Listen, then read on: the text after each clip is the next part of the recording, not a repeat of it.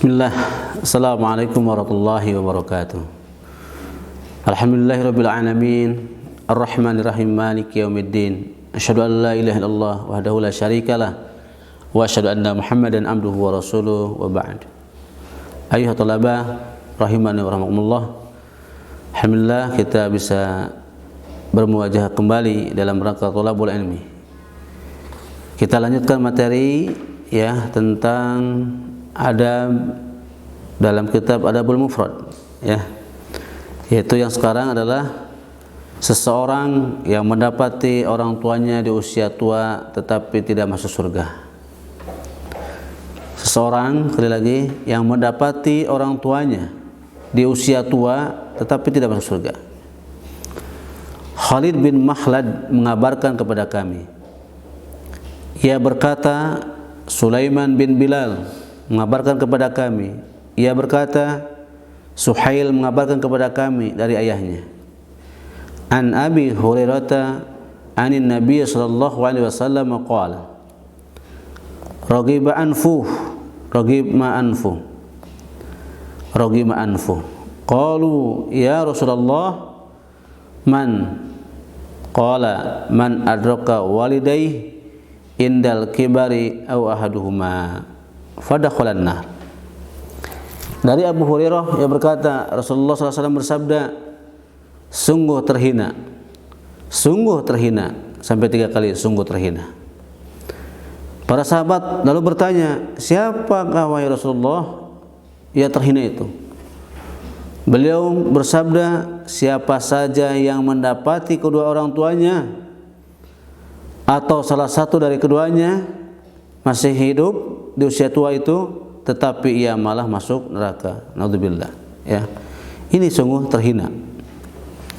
Taib, kita sebagai penjelasan katanya, rogima asalnya dari kata lasiku anfuhu birrogam, yang berarti hidungnya terkotori oleh debu. Apa maknanya? Rendah dan hina.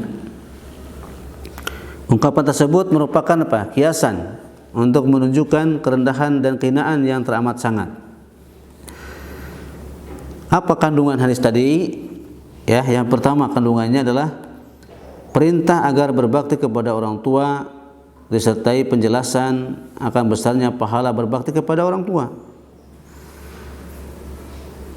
Dan juga peringatan agar tidak durhaka kepada mereka berdua.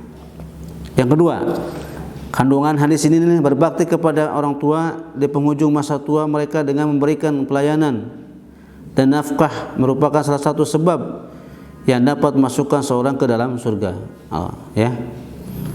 Barang siapa lalai dalam menunaikan hak mereka, maka ia tidak akan masuk surga dan Allah akan menghinakannya. Naudzubillah. Kandungan hadis yang terakhir, yang ketiga, dianjurkan mengulangi perkataan sebanyak 3 kali agar dapat dipahami. 3 kali. Tadi kan rogima anfu. Ini sunnah, seperti itu. Kemudian selanjutnya, hadis tentang barang siapa berbakti kepada kedua orang tuanya, Allah akan memanjangkan umurnya. Maka kita semua, antum di rumah, mumpung di rumah, berbaktilah kepada mereka berdua, bisa berbantu, kata-kata yang sopan, yang lembut, tidak boleh kasar, seperti itu. Itu salah satu berbakti kepada orang tua.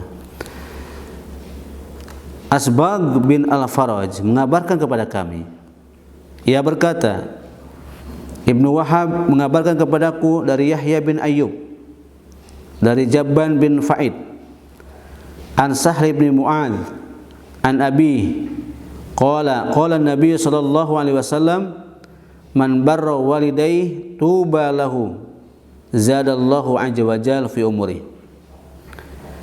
Dari Sahal bin Mu'adz, dari ayahnya, bahwa Rasulullah sallallahu alaihi wasallam bersabda, barang siapa berbakti kepada kedua orang tuanya, maka ia akan memperoleh keberuntungan. Sesungguhnya Allah Azza wa Jalla akan memanjangkan umurnya. Luar biasa ini, Siapa orang yang berbakti kepada mereka berdua, Allah akan panjangkan umur kita, tentunya dengan umur yang baik, insyaallah ya, seperti itu. Tidak umur panjang tetapi perbuatannya kelakuan jelek. Mudah-mudahan tidak. Dikasih umur panjang itu adalah terus beramal soleh ya. Penjelasan katanya, tuba ya, nama surga atau nama pohon yang ada di surga namanya itu tuba. Kemungkinan maknanya adalah kebahagiaan dan kebaikan. Kemudian zadallahu fi umurih, maksudnya apa? Tidak menyanyiakan umurnya, dan bisa juga berarti Allah menambahkan rezekinya tuh ya. Syekh Al-Albani menilai hadis ini lemah sementara Al-Hakim mengatakan sahih dan Adz-Dzahabi menyetujuinya. Apa kandungan hadis ini? Yang pertama, berbakti kepada orang tua merupakan sebab keberkahan dan dipanjangkan umurnya. Yang kedua, kandungannya adalah orang yang berbakti kepada orang tuanya berhak memasuki tuba, yaitu surga yang khusus diperuntukkan bagi golongan tertentu, ya, seperti itu. Kemudian selanjutnya, tidak boleh memohonkan ampunan bagi orang tua yang musyrik. Nah, ya, ulang lagi. Tidak boleh memohonkan ampunan bagi orang tua yang musyrik. Ishaq mengabarkan kepada kami, ia berkata, Ali bin Husain mengabarkan kepada kami, ia berkata, ayahku mengabarkan kepadaku dari Yazid An-Nahwi dari Ikrimah.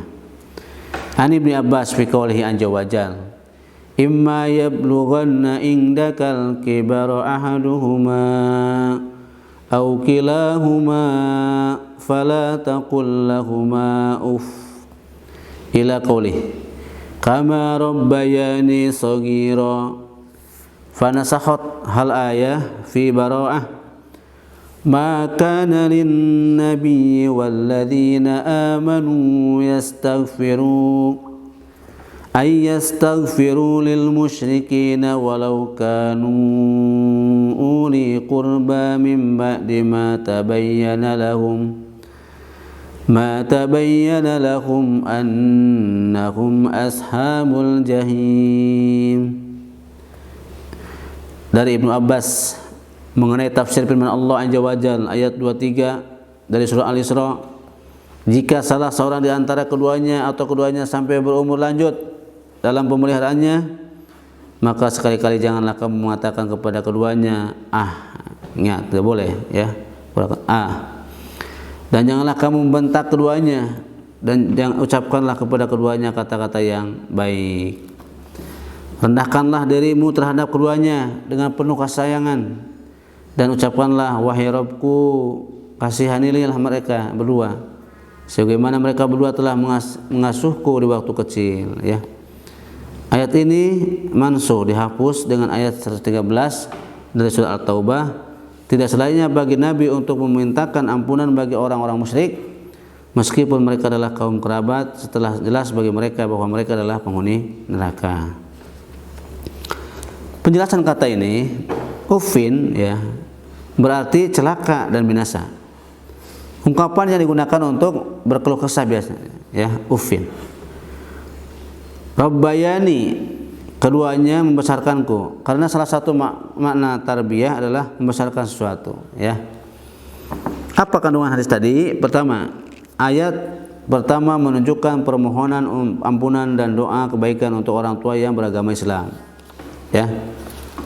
Yang kedua, ayat kedua menunjukkan larangan memohonkan ampun dan berdoa untuk orang tua yang kafir, tidak boleh itu ya. Oleh karena itu tidak ada pertentangan antara kedua ayat tersebut dan mengatakan bahwa ayat dalam surat At-Taubah telah dihapus hukumnya atau dinasah ya. Itu aja mungkin yang saya sampaikan. Sekali lagi tolong antum bisa pahami ya, sebagai tugas ya, tugasnya dua hadis tadi silakan antum tulis ulang ya, tulis kembali. Dan yang kedua, hafalkan ya. Tulis dan hafalkan. Tulis dan hafalkan. Insyaallah nanti pas antum di sekolah udah masuk ya, udah ke ma'had, Ustaz akan tes ya, tugasnya antum hafalkan dan tulis kemudian dihafalkan, ya. Itu aja. Wassallallahu ala nabiyyina Muhammad wa akhiru da'wana alhamdulillahirabbil alamin. Wassalamualaikum warahmatullahi wabarakatuh.